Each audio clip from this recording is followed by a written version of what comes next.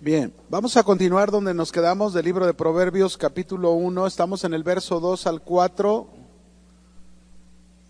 donde estamos viendo todas estas palabras, 10 palabras que se mencionan aquí. Ya vimos la palabra sabiduría, ya vimos la palabra doctrina, que dijimos, recapitulando aquí, que es la instrucción que consiste en enseñar por medio de la disciplina. Antes que nada, felicidades por ser Día del Amor y de la Amistad, ¿eh? Felicidades, les amamos en el Señor y que el Señor les dé un bonito día. Ok, esta enseñanza por medio de la disciplina, que nuestro Dios y Padre aplica a nuestras vidas, es la mejor forma de entenderla, ¿no? Vamos a una tercera palabra entonces. Ahí en Proverbios 1 dice una tercera palabra que encontramos para conocer razones prudentes. Está en el verso 2. Para conocer razones prudentes. Aquí la palabra conocer conlleva dos cosas. Una, por un lado, conocer y por otro lado, entender. Conocer y entender que implica inteligencia. Lo que se nos está diciendo es que usted y yo tengamos que inteligencia, que seamos muy inteligentes, pero esta inteligencia no es como el mundo la plantea. Esta es una inteligencia resultado de la sabiduría de Dios. Ahora bien, esta inteligencia que tiene que ver con las razones prudentes implica otra palabra que es discernimiento. Esto quiere decir entonces, mis hermanos, que Dios, o necesitamos nosotros más bien reconocer que Dios espera de nosotros que utilicemos la inteligencia, que utilicemos el discernimiento para la toma de nuestras decisiones, para la toma de nuestras decisiones. Fíjese qué importante es que usted y yo seamos inteligentes y tengamos discernimiento del bien y del mal para que nuestras decisiones no sean malas ni sean equivocadas. Vamos a ver un ejemplo de esto que Dios le encargó en Levítico capítulo 10. Levítico capítulo 10, del verso 8 al 11. Dice ahí, ¿lo tienen? ¿Lo tienen? Dice: y Jehová habló a Aarón diciendo: tú y tus hijos contigo no beberán vino ni sidra cuando entren en el tabernáculo de reunión, para que no mueran. Estatuto perpetuo será para vuestras generaciones, para poder discernir entre lo santo y lo profano, entre lo inmundo y lo limpio, y para enseñar a los hijos de Israel todos los estatutos que Jehová les había dicho por medio de Moisés. Este texto es un ejemplo de lo que acabamos de hablar, de que debemos ser inteligentes y tener discernimiento para la toma de buenas decisiones. Dios le está diciendo a Aarón. Aarón y sus hijos eran los sacerdotes en ese tiempo que Dios había escogido para ministrar en el templo, en el tabernáculo. Y les está diciendo que ellos, tanto Aarón como sus hijos, es decir, tú y tu familia, no beberán vino ni sidra cuando entren a ministrar en el tabernáculo de reunión. Desde ahí ya Dios le está dando una indicación que deben de ser muy inteligentes. ¿Cuántos son sacerdotes de Dios el día de hoy? Todos. ¿Sabían que todos somos sacerdotes? Fuimos hechos sacerdotes en Cristo Jesús en lo espiritual, y como tales también Dios nos da la misma indicación, que usted y yo seamos inteligentes. ¿Cómo debemos de ser? Listos, ¿verdad? Astutos. Que nuestras decisiones que tomemos sean basadas precisamente con este discernimiento, donde sepamos diferenciar entre lo que es santo y lo que es profano o lo que no es, lo que es inmundo y lo que es limpio. Es decir, que Dios le estaba dando una responsabilidad a los sacerdotes porque ellos eran los líderes del pueblo. Imagínense quiénes iban a enseñar a que el pueblo supiese diferenciar. Pues ellos. Y si ellos no diferenciaban bien, pues ¿cómo lo va a hacer el pueblo? Esto es lo mismo con un padre de familia. ¿Cómo un padre puede enseñar a sus hijos a diferenciar lo bueno de lo que no es bueno si el mismo padre no toma correctas decisiones? El padre toma siempre decisiones equivocadas. Y en lugar de inteligencia, entonces estaríamos diciendo la palabra, cuando no se usa la inteligencia, lo opuesto a la inteligencia, la palabra le llama insensatez.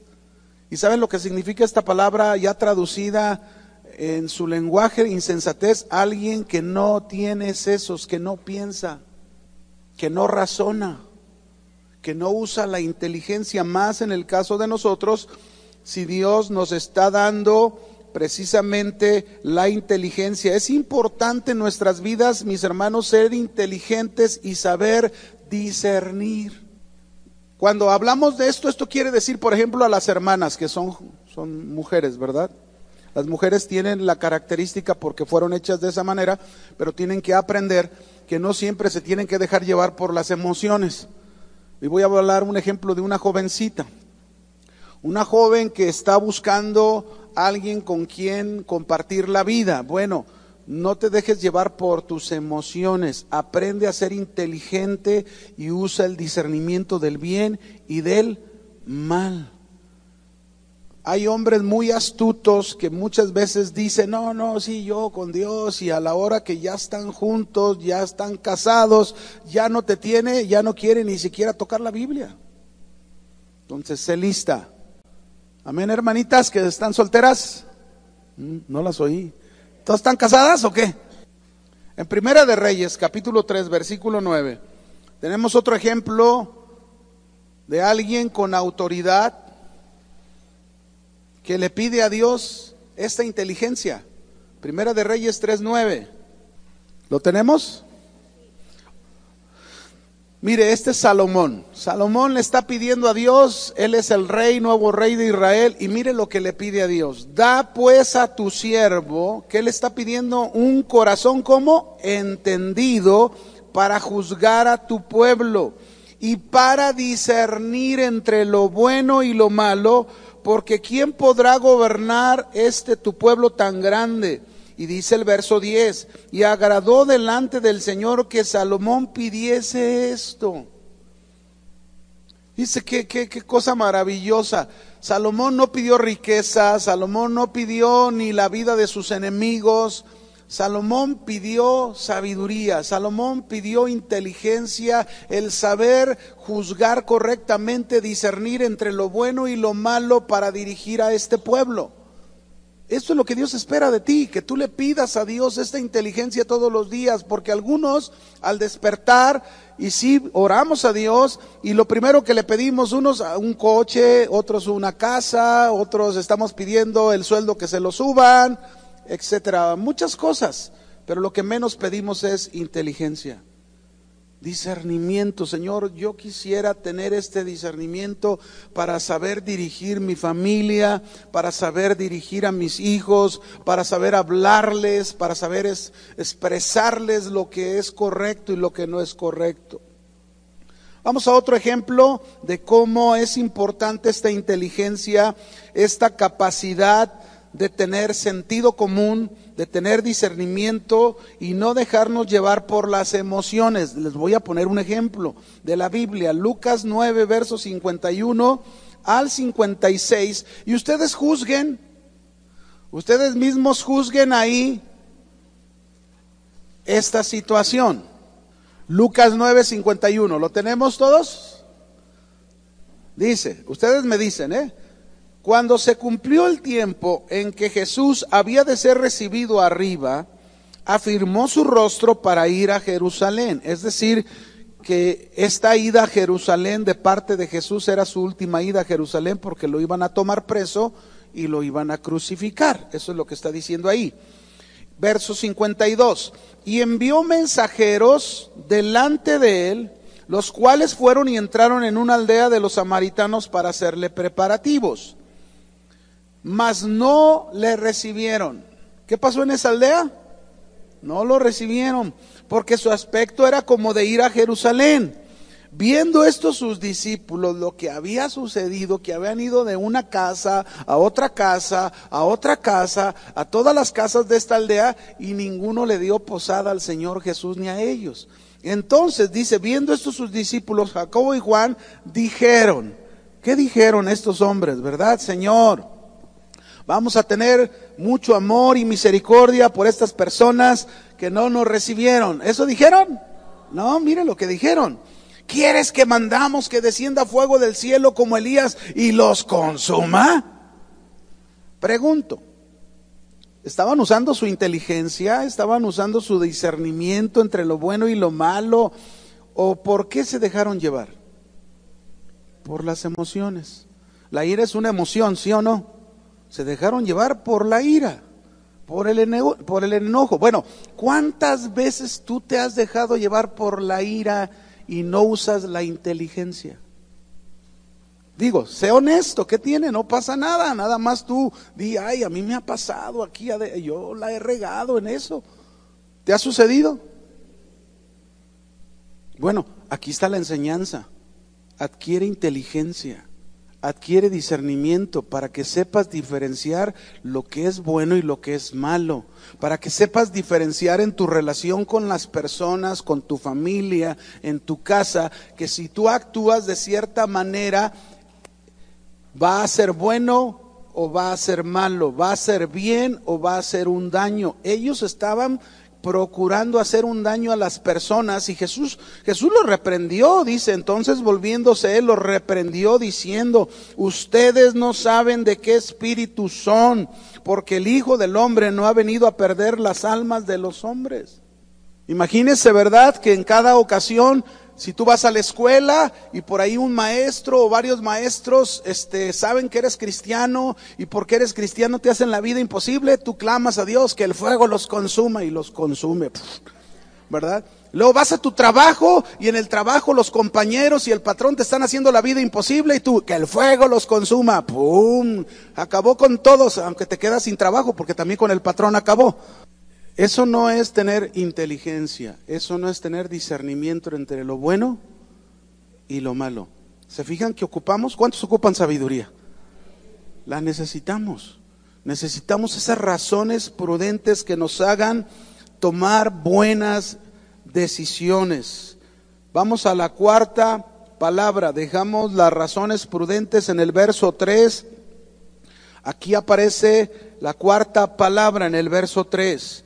Esta cuarta palabra que aparece aquí dice claramente para recibir el consejo de prudencia. Háganle así, miren. ¿Consejo de qué? No te metas, ¿sabe? Razones de prudencia, consejo. Está hablando aquí de recibir aquella disciplina que te va a dar discreción. Cuando nosotros casamos a una pareja en el matrimonio, ya ve que llegamos a la parte del lazo. Y les dice uno, pongan el lazo, y ponen el lazo en las personas. ¿Sí han visto en la boda, verdad? ¿Sí o no? Bueno, ahí está el lazo. Y luego uno les pregunta a la gente, ¿cuántos caben en el lazo? Y contestan, 2. ¿Caben los suegros? No. ¿Caben los papás? No. ¿Caben los amigos? No. Bueno, pues ¿qué se ocupa para no meterse entonces? Se ocupa consejos de prudencia, discreción. Esta es una de las cosas principales que hay problemas en las familias. Se te casa un hijo, se te casa una hija, y si se te casó un hijo, por ejemplo, y se casó con una mujer que no es de tu agrado, y luego viene el hijo y te cuenta el hijo lo suyo, y te haces del lado del hijo, y a la esposa ya la estás viendo mal, ya estás metiéndote, no estás usando discreción, no estás usando del consejo de la prudencia. ¿Consejo de qué? A veces hay mamás que se meten, ¿verdad? Y no usan el consejo de la prudencia. Es una problemática entre el esposo y la esposa, no sé si a lo mejor ella es su hija, tienen un hijo y ella se lo dejan por alguna circunstancia, pero ella comienza a tomar un papel que no le corresponde, porque es la abuelita. Al que le toca la responsabilidad del hijo es a la hija y al esposo. Se ocupan consejos de ¿qué? Prudencia, discreción, que se te enseña a no entrometerte en las cosas ajenas o que no tienen nada que ver con tu vida. Los hijos, mis hermanos, cuando se casan, debemos ayudarlos, pero bien. Hay que apoyarlos, pero bien, sin meternos. Son decisiones entre ya, si está casado, él y su esposa, o ella y su esposo. No, pero ¿por qué pusieron estas cortinas de este color? Pues si a ellos les gustaron, déjalos. ¿Sí o no? Ahí está la mamá de... ¿Consejos de qué? Prudencia. Una suegra que se mete en la vida de su hijo o de su hija casada, esta mujer necesita urgentemente los consejos de la prudencia para no crear problemas. Y somos cristianos, y aunque somos cristianos, se dan estos casos, se los digo porque tenemos, bueno, yo doy consejería y en esas consejerías se sabe de este tipo de asuntos. Aquellas personas que están siempre juzgando al pastor, que esto porque lo hace así, que aquello porque lo hace asá. Estas personas necesitan el consejo sabio de la prudencia para no meterse, no inmiscuirse en algo que ni siquiera saben por qué el pastor está decidiendo lo que está decidiendo. ¿Sí o no? Imagínese. Nada más usted póngase a pensar que un pastor fuera a su casa y empezara a ordenarles todo lo que tienen que hacer en su casa. Pues también a ese pastor le falta el consejo de prudencia, porque ningún pastor debe de hacer eso. Consejo de prudencia. Nosotros vemos personas también que hemos ministrado, mis hermanos, y actúan contrarias a lo aconsejado. Y eso es discreción. Yo no me voy a meter, por ejemplo, yo le doy un consejo a una pareja que viene a consejería. Ahí está su consejo de acuerdo a la palabra de Dios. Esa es mi responsabilidad. Ya cuando salen, van y deciden y hacen lo que quieren y veo que hacen lo contrario de lo aconsejado, yo no voy a ir detrás de ellos. Oigan, ¿y por qué hicieron eso, Eso sería falta de discreción de mi parte. Por eso lo correcto es, si ellos deciden eso, quienes van a vivir las consecuencias de las decisiones de ellos. Para eso se les dio ya el consejo. ¿Me explico? Lo demás, nosotros no podemos meternos, nadie. Tenemos que respetar. Y cuando eso se hace así, eso es prudencia. Están muy callados, pero bueno. Pero en estos consejos de prudencia dice, para recibir el consejo de prudencia, y hay 3 palabras que empieza a mencionar en ese consejo de prudencia. La primera palabra que se menciona ahí, que vemos en ese consejo de prudencia, es la palabra justicia. ¿Sí la ve ahí en el versículo 3? Justicia. ¿Qué significa justicia o qué implica la palabra justicia? La palabra justicia, les voy a dar algunas cosas que implica: rectitud, honestidad, integridad, un comportamiento correcto. Todo esto implica la palabra justicia. Entonces también quiere decir que un consejo de prudencia, un consejo prudente en la vida de una persona o en la vida de nosotros los cristianos es actuar con justicia, desenvolvernos con rectitud, con honestidad, con integridad, con un comportamiento correcto en nuestras vidas. Eso es consejo de prudencia, eso es ser también prudente.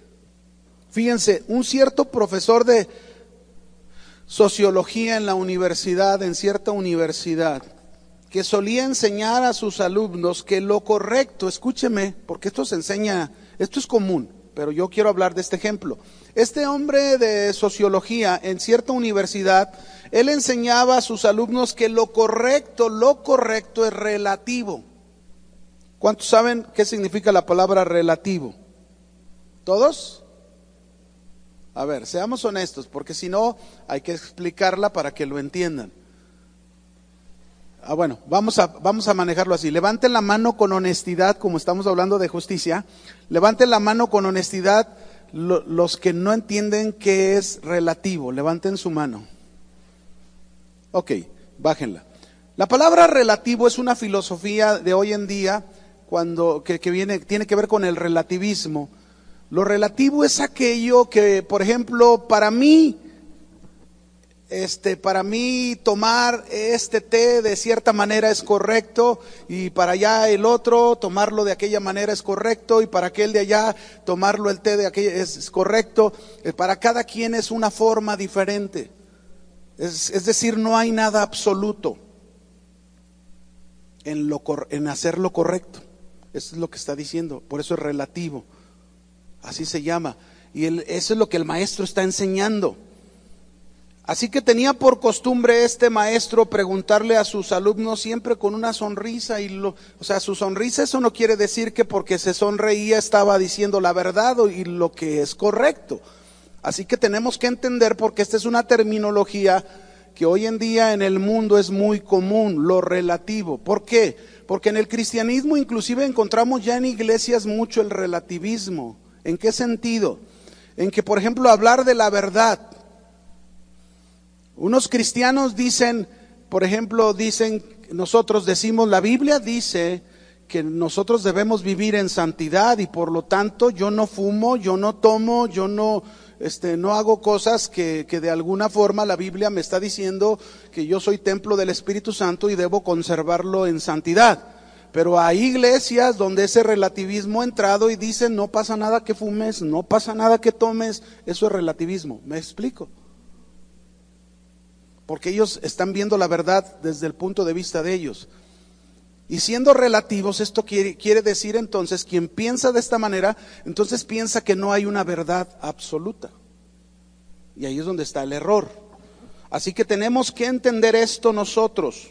Cuando hablamos del relativismo, porque tiene que ver con rectitud, honestidad, integridad. Ahorita voy a explicarles un ejemplo para que comprendamos más.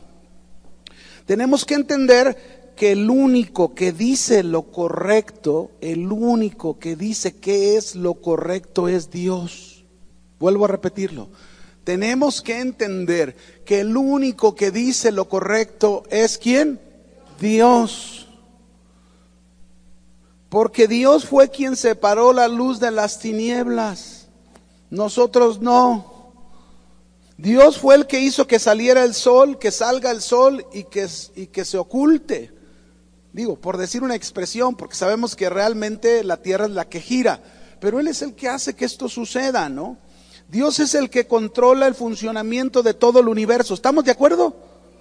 Así que Dios que hizo la luz y Dios que hizo la oscuridad, Él es el que declara lo que es correcto y lo que no es correcto.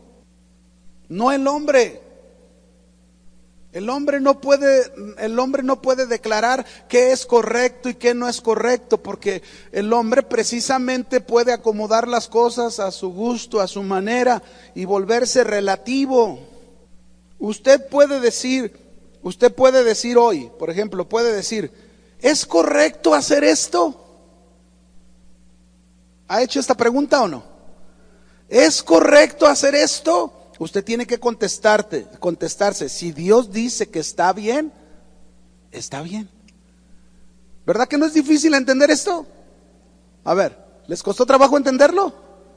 Usted pregunta, ¿es correcto hacer esto? ¿Cómo vas a contestar?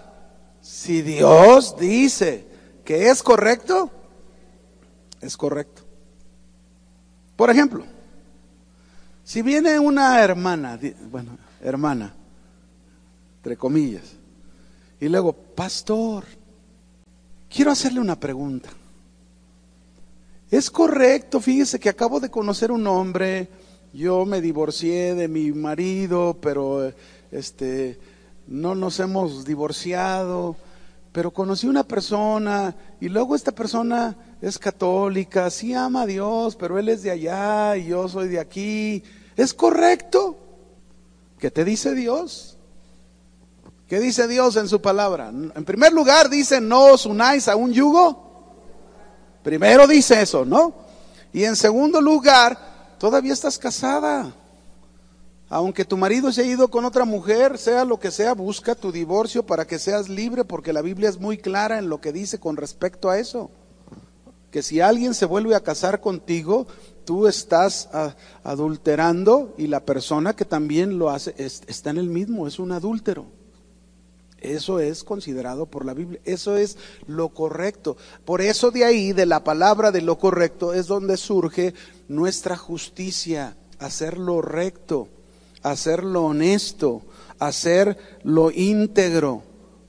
Porque ¿de qué sirve, mis hermanos, a lo mejor ser honestos, pero no ser íntegros?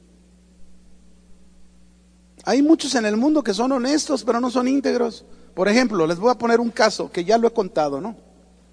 Cuentan una vez que un hombre llegó a una tienda donde venden blancos y fue a comprar un de esos refrigeradores, frigobar se les llama.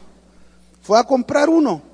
Entonces iba con una mujer, compró el refrigerador, pagó con dinero en efectivo, pero resulta que la vendedora, entre lo que le regresó un cambio que casi era con lo que él había pagado, es decir, le regresó mal, pero él no se dio cuenta. Él recibió el cambio, lo puso en su bolsillo y se fue a cenar con la mujer.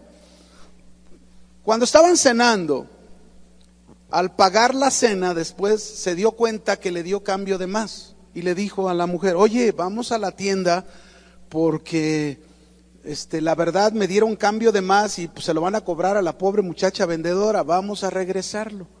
Regresaron a la tienda de los blancos, le regresaron el dinero. Imagínense, la vendedora, pues, híjole, gracias, qué amable fue, y le dijo al gerente de la tienda. El gerente de la tienda vino y agarró al señor y le dijo, oiga, híjole, ya no hay personas como usted con esa honestidad, que vengan y regresen el dinero como usted lo está haciendo. Mire, nosotros tenemos cámaras en toda la tienda, permítanos poder publicar este momento suyo para que quede para ejemplo de otros de su honestidad. Y entonces el hombre agarra al gerente y lo lleva aparte y le dice, por favor, le voy a suplicar, no haga eso, porque la mujer que viene conmigo no es mi esposa. Honesto, pero no íntegro. ¿Se fija? Entonces, la palabra de Dios que habla de lo correcto, no solo te pide rectitud, no solo te pide honestidad, te pide integridad. Que seamos íntegros. Amén. Íntegros en todo lo que hagamos. En todo lo que hagamos. Lo bueno y lo malo, entonces, mis hermanos, no es como el mundo lo ve, algo relativo. Lo bueno y lo malo, mis hermanos, en la mente de Dios es como Él lo plantea, son cosas absolutas. Dios en una manera absoluta te dice esto es bueno y en una manera absoluta te dice esto es malo. Pero es Dios de quien usted y yo debemos depender para tomar esas buenas decisiones. Isaías 5, verso 20. El mismo Señor habló de este relativismo cuando ni siquiera se mencionaba esta palabra, pero Él aquí lo expresa en Isaías 5:20, cómo los hombres ya desde entonces usaban esto. Dice Isaías 5:20, hay de los que a lo malo dicen bueno y a lo bueno ¿qué? Malo, que hacen de la luz tinieblas y de las tinieblas luz, que ponen lo amargo por dulce y lo dulce por amargo. Fíjense cómo el Señor ya desde muchos años atrás, en las profecías de sus profetas, nos estaba diciendo cómo el hombre desde entonces ya, todavía no se usaba esta palabra relativo, pues desde entonces ya aparece esto. A lo bueno llaman malo y a lo malo llaman bueno. Practicar la justicia, mis hermanos, es lo que nos demanda el Señor. Y no solo nos demanda practicar la justicia, sino que nos demanda el Señor amar la misericordia y caminar en humildad con nuestro Dios. Dice Miqueas capítulo 6 versículo 8. Miqueas 6:8, ¿lo tenemos? Dice: oh hombre, Él te ha declarado lo que es bueno. Fíjense, ¿quién nos ha declarado lo que es bueno? Dios. Esto es bueno. ¿Y qué pide Jehová de ti? Haz justicia, hacer justicia. Hacer justicia significa practicar, no conocer, practicar la justicia. Amar la misericordia y humillarte ante tu Dios. Eso es lo que es bueno. Fíjense, ahí está, Dios me está diciendo lo que es bueno. ¿Qué tengo que hacer para estar en eso? Pues lo que Él me está diciendo. Qué importante es practicar la justicia, amar la misericordia. Fíjense, hace tiempo, mi hija tenía como unos 11 años, 10 años. Ahorita ya es una jovencita de 24 años, pero cuando tenía 10, 11 años, yo recuerdo que una vez fuimos a un tianguis. Y bueno, a sus 10, 11 años ya están empezando a despertar las niñas, ¿verdad? Queriendo comprarse cositas y todo eso. Entonces fuimos al tianguis y ya andando en el tianguis por ahí se encontró una cartera con 3,000 pesos. Entonces ella venía feliz, no me quería dejar ver la cartera. Estaba feliz ella porque ya estaba haciendo en su mente todo lo que iba a comprar, unos zapatitos, unos collarcitos y un suétercito. Y bueno, ella venía pensando todo aquello y yo la estaba observando. Cuando llegamos a la casa, entonces le dije: a ver, siéntate. Esa cartera, si tú la abres, seguro va a traer quién es su dueño. Y cierto, ahí venía la credencial de identificación de la persona. Le dije: mira, aquí viene la credencial de identificación de la persona. Y por suerte por ahí encontramos un teléfono en la cartera. Lo que tú vas a tener que hacer es regresar esa cartera a su dueño.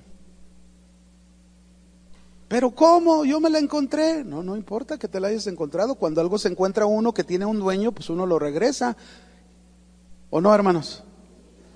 Cuando a veces te encuentras algo y no tiene un nombre, bueno, pues ya tú decides, porque está en tu decisión qué hacer con aquello. Ahorita les voy a explicar otro ejemplo que me ha tocado ver. Entonces yo le dije: bueno, mira, el domingo háblale por teléfono, dale el dato del domicilio. En ese tiempo todavía estábamos pastoreando las Águilas. Cuando venga el Señor, dile que la recoja ahí, tu mamá salga contigo y le entrega su cartera y es lo correcto, hija, eso es justicia. Un día a ti se te va a perder algo y vas a querer que te lo regresen, sí o no. Y es más, ya le ha sucedido y se lo han regresado. Le dije: ¿ves lo que hiciste? Eso es el fruto de lo que hace. Cuando uno es justo, Dios obra en justicia para nosotros. Bueno, pues así pasó. Ella esperaba que al entregarle la cartera, pues el Señor la recompensara con algo, pero no. Le entregó la cartera y ya cumplió, pues es lo correcto. Nunca debemos esperar nada. Pero yo, viendo su actitud de obediencia, yo dije: yo la voy a premiar, para que entienda que ese es lo correcto. Cuando hacemos lo correcto, ¿cuántos saben que cuando hacemos lo justo Dios nos premia? Bueno, pues yo hice lo mismo. No le di los 3,000, pero la premié con algo que ella quería. Pero así debe de ser, hay que regresar lo que nos encontramos. No digas: Dios me bendijo.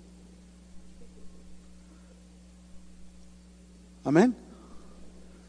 Mire, aquí hay otro ejemplo de alguien que a mí me sorprendió. Una hermanita un día va llegando a la iglesia y en una llanta de un auto vio unos billetes, muchos de a 500, puros de a 500. Yo casi puedo asegurarles que eran cerca de unos 10,000 pesos. Porque se sentía la pachocha de los... No venía ningún nombre. ¿Qué hubieras hecho tú? Dije: puros billetes de 500, los encontraste ahí. ¿Qué hubieras hecho? Si tú dices: ¿de quién son? No, hombre, va a haber 20,000 manos.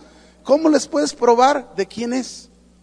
Es difícil, ¿no? Cuando una persona se encuentra así, bueno, yo también puedo decir, si ella en su voluntad dice: bueno, yo me quedo con esto, a menos que alguien circunstancialmente diga, pues lo regreso. Pero si no, yo de ahí doy diezmo y me quedo con lo demás. ¿Saben qué hizo esta hermanita? Lo dio todo. Dijo, de seguro era el diezmo de alguien, yo lo eché.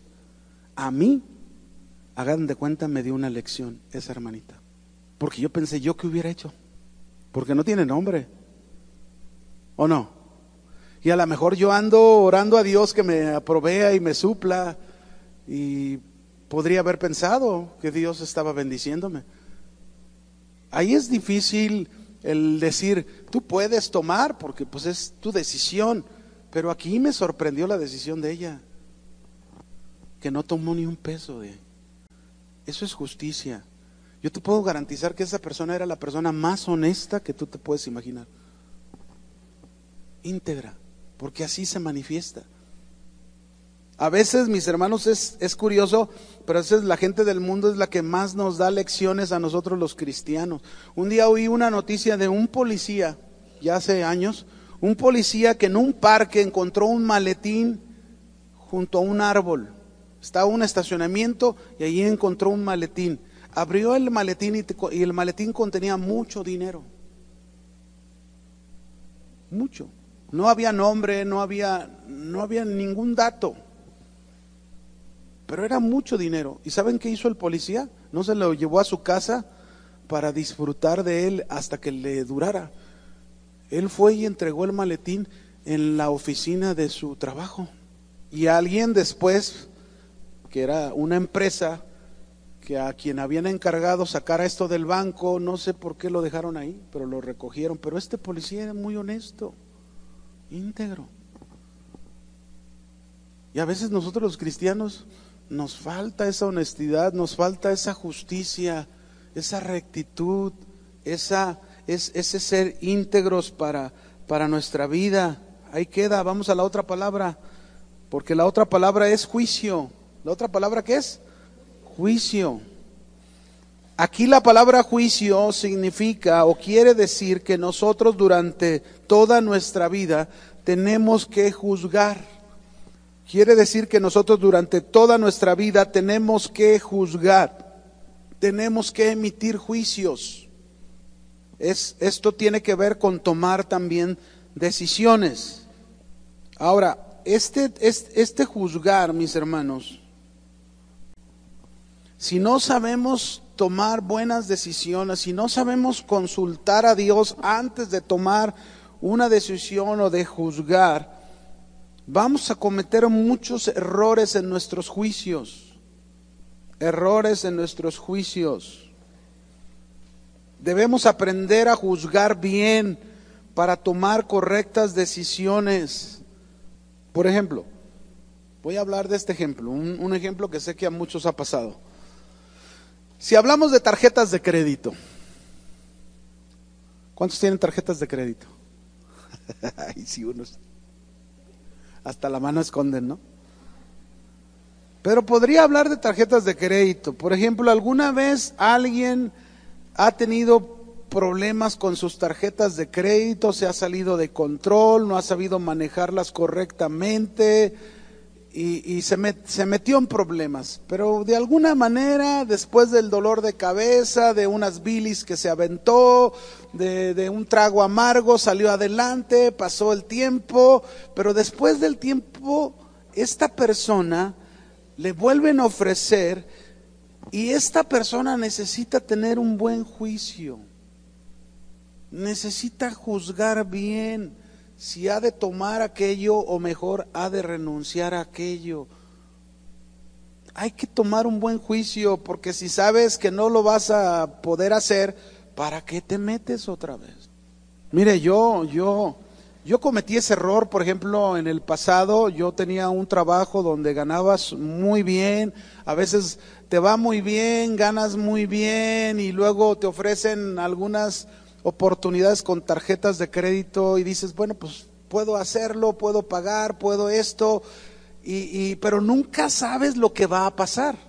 Entonces, bueno, yo así usé esas tarjetas y algunos préstamos personales, y llegó un momento en el que yo no esperaba que me fuera a enfermar de mis ojos y me corrieran de mi trabajo, y me quedé sin trabajo y sin dinero y sin poder pagar. Y fue, mis hermanos, híjole, Fue un terrible martirio, pero aprendí la lección. Aprendí a hacer buenos juicios, a juzgar correctamente y no volver a caer en la trampa en la que caí. Y no había excusa como para decir, bueno, es que me no, pues ¿quién te dijo que te metieras en esos líos? Entonces hay que tener cuidado, hay que saber usar bien el juicio. Necesitamos juzgar correctamente para no adquirir tarjetas que te vayan a meter nuevamente en problemas. Si te falta dinero, ve a la chequera celestial. Mande. La chequera celestial se abre con fe. ¿Sabían? Hay que creerle que Dios provee. El problema es que nos falta fe, no le creemos a Dios. Es que ya está aquí, ya tengo que pagar la renta y no, pues créele a Dios. Muévete en la fe. Yo hace un año, fíjese, hace un año yo me acuerdo mi hijo, ya más de un año, un poquito más de un año, mi hijo que estaba en Reynosa se quedó sin auto. Y entonces yo andaba preocupado porque ahí en Reynosa él no puede andar en taxis, no se puede mover de esa manera porque allá no es confiable nada. Él tenía que tener un vehículo y no había los recursos. Entonces yo estaba orando, Señor, ¿qué hacemos? ¿Qué hacemos? Por ahí alguien nos proveyó de una parte, pero nos hacía falta otra parte. Y yo dije, bueno, yo el fin de año de alguna manera recibo algo y de ahí puedo pagar, pero no se daba y yo estaba angustiado, pero a la vez, Señor, enséñame a confiar, ya he visto tu mano poderosa. Y ahí estuvimos orando y esperando. Y mire, entre yo estaba acá, de repente un día mi hijo llega y me habla, papá, ¿qué crees? Dice, de aquí del hospital me acaban de ofrecer un préstamo y hay un compañero doctor que me está ofreciendo un carro que se lo vendió incluso del precio del valor del vehículo como 60, 70 mil pesos más abajo. Y el préstamo que le dieron fue exactamente para ese vehículo. Un préstamo que ni siquiera él le iba a preocupar porque se lo descontaban de su salario directo. Entonces, imagínense cómo de alguna manera Dios obra. Y no se quedó sin carro. Y hasta carro se vino a Guadalajara. Cuando se vino a Guadalajara, fíjese cómo es Dios. Pero hay que creerle a Dios. Amén. Hay que tener confianza en Dios. Vamos a la otra palabra. Ya vimos justicia, ya vimos juicio y ya vi el reloj. Déjeme terminar con esta última. ¿Está bien? Porque mire, hace un rato el reloj estaba muy adelantado. Este reloj está mal, este es pagano y este es cristiano. Ese ya lleva 5 minutos y aquí en el mío apenas son las 11 apenas. Allá también, apenas son las 11. Así que déjeme terminar. La última es equidad. Equidad. Esta palabra de equidad se refiere a una conducta ética y apropiada en oposición a los caminos equivocados de los impíos. En oposición a los caminos equivocados de los impíos. ¿Qué quiere decir esto entonces? Equidad. La palabra equidad, mis hermanos, nos está hablando que Dios a usted y a mí como creyentes nos ha colocado bajo grandes principios que deben guiarnos en nuestra vida. Grandes principios que deben guiarnos en nuestra vida, los cuales nos deben diferenciar a la vida de los que no conocen a Dios. Por ejemplo, con esto termino, con este versículo, ahora sí, aquí nos vamos a quedar. Romanos 12:2, por favor. Romanos capítulo 12, versículo 2. Equidad. Una conducta ética y apropiada, dijimos. Dice Romanos 12:2 que habla precisamente de cómo debe de ser nuestra conducta. No os conforméis a este mundo. Cuando dice no te conformes a este mundo, la expresión correcta es, ya entendiéndola, es que nosotros ya no vivamos con una conducta como se vive en el mundo. Eso es lo que está diciendo, sino que seamos transformados por medio de la renovación de vuestro entendimiento para que comprobemos cuál sea la buena voluntad de Dios, agradable y perfecta. Es decir, el principio aquí que se nos enseña es que usted y yo ya no debemos vivir de acuerdo a la forma de pensar y de actuar del mundo. Ya no. Nosotros debemos de vivir y de actuar de acuerdo a la forma de pensar de la voluntad de Dios. De acuerdo a la forma de pensar de la voluntad de Dios. Porque la voluntad de Dios es buena, es agradable y es ¿qué? Perfecta. Ahora, ¿en qué consiste esta equidad? Esta equidad debe consistir en que yo ya no voy a vivir de acuerdo a este mundo, sino de acuerdo a como Dios dice. Pero aquí nada más termino con este ejemplo. Por ejemplo, si un día, es increíble, pero a veces pasa más esto. Si un día vemos a una persona que se le descompuso su auto en un puente, López Mateos, que hay muchos, se le descompuso un puente. Tú vas en tu auto, eres un cristiano. ¿Cuántas veces te has parado para poder auxiliar a esa persona? A veces, es curioso, pero vemos más a un inconverso pararse, poner su stop de antirreflejante y auxiliar al que se le descompuso su auto que nosotros. No, pero eso no es equidad. Eso es hacer, mira, si el mundo lo hace, nosotros lo vamos a hacer. Por favor. Con más razón lo deberíamos de hacer nosotros, ¿o no? Eso no es actuar de acuerdo al mundo, mis hermanos. Esos son principios correctos que debemos de prestar servicio a una persona cuando realmente se requiere. Amén. La equidad no tiene nada que ver con este tipo de puntos. La equidad tiene que ver con el punto de la forma de conducirse en cuestiones morales con respecto al mundo. Así que mis hermanos, ahí están los consejos de prudencia. ¿Estamos aprendiendo? Dios le bendiga, cuídese.